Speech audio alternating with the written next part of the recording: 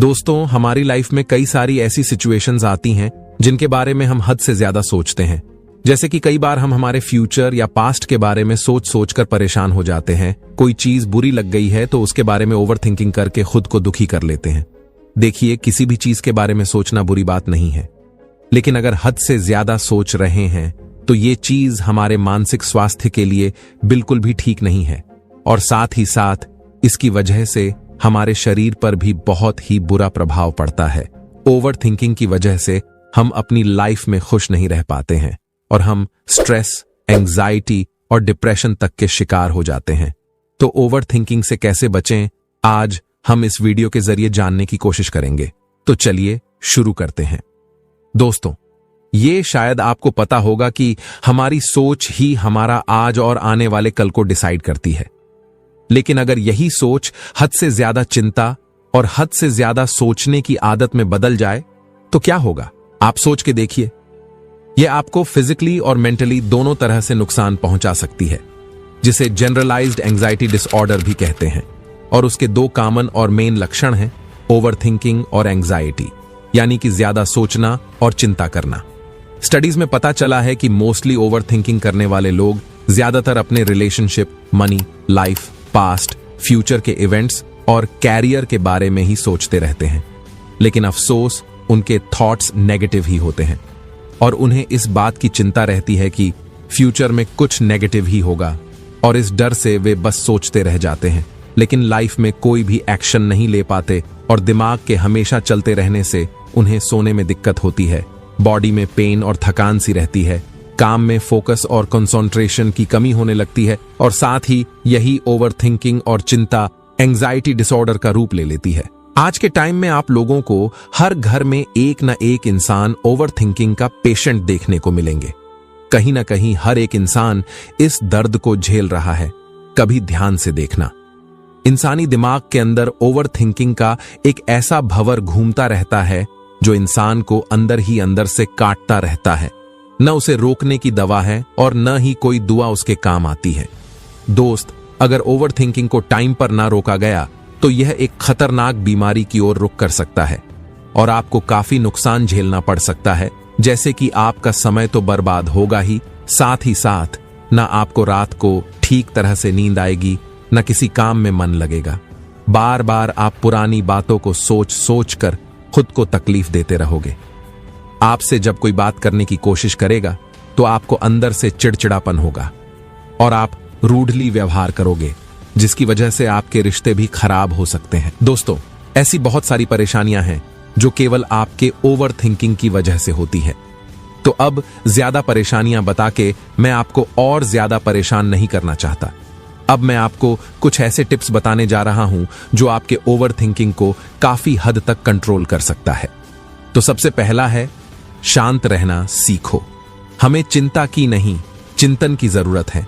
उसे कैसे अपनाएं, जानिए।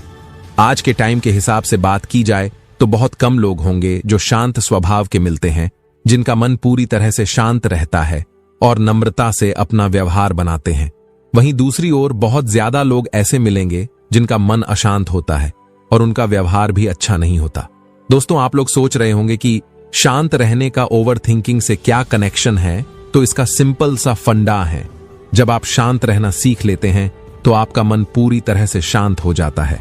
आपका मन इधर उधर भागता नहीं है और न ही बेचैन होता है। आपका दिमाग और मन फालतू की बातों पर, फालतू की चीजों पर नहीं लगता। आपके और किसी और के भी नेगेटिव थॉट आपके ऊपर हावी नहीं होते। जितना ज्यादा आपका मन शांत रहेगा उतना ही आप चिंता और ओवर थिंकिंग से बचे रहेंगे। अब सवाल आता है कि शांत रहने के लिए क्या करना होगा। तो उसके लिए आप सुबह जल्दी उठिए, वॉक करने जाइए, मेडिटेशन कर सकते हैं, कोई स्पोर्ट गेम खेलने जा सकते हैं। आप देखेंगे कि आपको एक फ्रेश एनर्जी देखने को मिलेगी।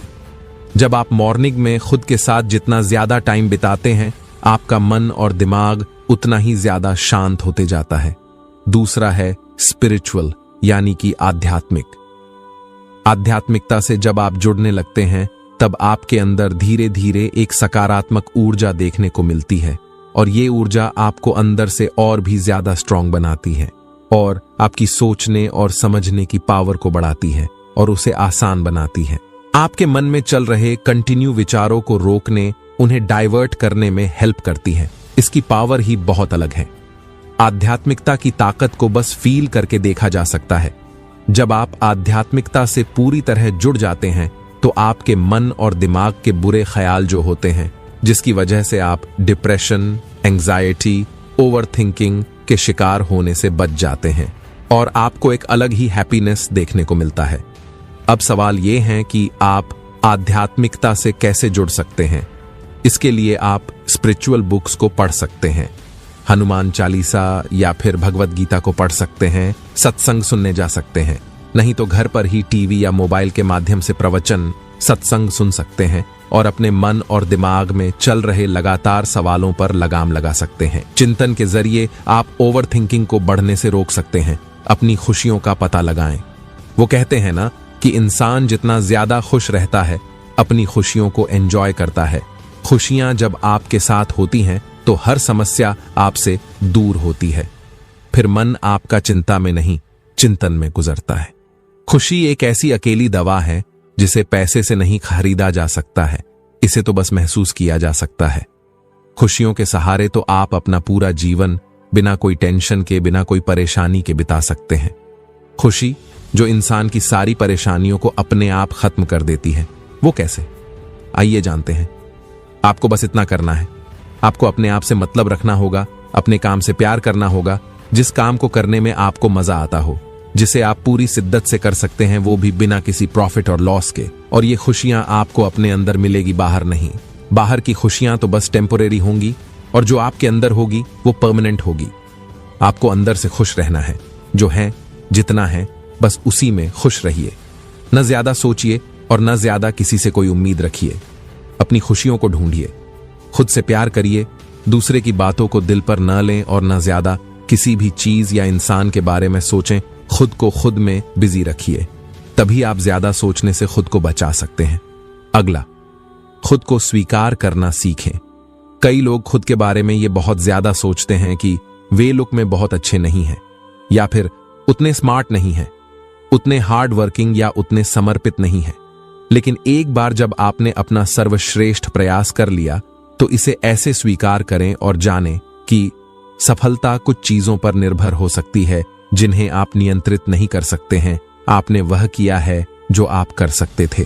तो इन सब चीजों को लेकर कभी भी ओवर थिंकिंग नहीं करना चाहिए। अगला है योग और ध्यान। योग जीवन का उपचार है। मन को शांत और स्थिर रखना हो या किसी बीमारी से छुटकारा पाना हो, योग हर दिशा में आपको निहित शक्ति देता है। योग से ऐसी बीमारियों को ठीक किया जा सकता है जिनका इलाज आज के इस आधुनिक युग में संभव ही नहीं है।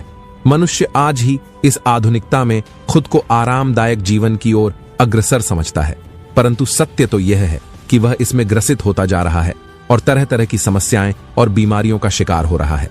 असल में सारी बीमारियां और मानसिक अशांति की जड़ यह आधुनिकीकरण ही है। अगर आप गौर करेंगे तो पाएंगे कि हमारे पूर्वज आज से ज्यादा स्वस्थ और मानसिक अशांति रहित जीवन यापन करते थे। उस समय ये बीमारियां और मनोविज्ञानी लोगों की कोई आवश्यकता ही नहीं होती थी। कारण था उनकी दिनचर्या और क्रियाकलाप जो उनके मानसिक पटल को स्वस्थ रखने में मदद करते थे। आप अपने मन को शांत और स्थिर रखने से आपकी शारीरिक और मानसिक क्षमता इतनी ज्यादा होती है कि कोई भी बीमारी आपको बीमार नहीं कर सकती। इसका मुख्य कारण था कि तब लोगों के दिमाग में, मन में इतनी अशांति, चिंता नहीं होती थी। इसी कारण से लोग खुद को स्वस्थ रखने में सफल होते थे। योग हमारी इंद्रियों और मांसपेशियों के उन खास हिस्सों पर प्रभाव छोड़ता है जो हमारे मस्तिष्क में सकारात्मक ऊर्जा पैदा करते हैं। अगर आपने महसूस किया होगा तो आप जरूर इस बात से मुखातिब होंगे कि जब हमारी आंख बंद होती हैं और मन बिल्कुल शांत होता है तो हमें असीम आनंद की अनुभूति होती है और यह अनुभूति ही मानसिक संतुलन को नियमित बनाने में मदद करती है।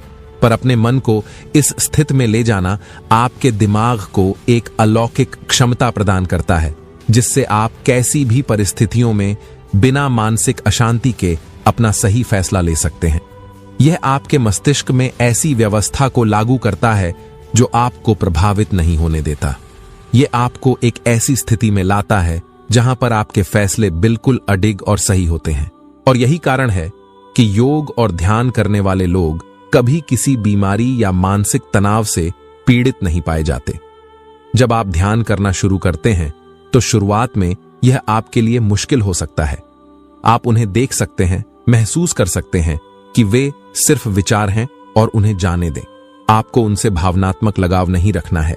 ध्यान के निरंतर प्रयास से आप इसको काफी अच्छे से करने में सक्षम हो जाएंगे। आज के इस आधुनिक युग में मनुष्य के लिए शांति की खोज सबसे बड़ी सफलता है। हम कितनी ही बार बिस्तर पर जाते हैं और कल के कार्यों की सूची बनाने में अपनी मानसिक शांति को भंग कर लेते हैं।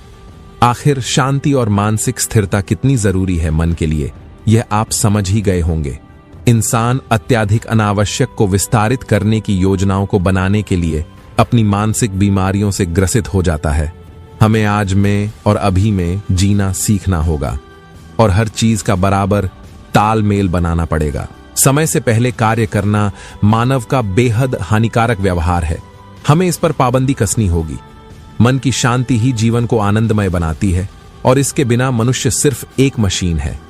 अपनी मानवता ना भूलें। चंद सालों के लिए यह तन मिला है, फिर मिट्टी में मिल जाएगा। जीवन में परोपकारी बने और धैर्य को धारण करें। सुख दुख जीवन की संरचना में है। आपको बस मन को काबू करना है और संतुष्ट रहना सीखना है। तभी आप मोक्ष और मानसिक स्थिरता ग्रहण कर पाएंगे। दोस्तों, उम्मीद है आप सभी को हमारा यह वीडियो पसंद आया होगा। फिर मिलते हैं एक और नए वीडियो में। तब तक के लिए धन्यवाद।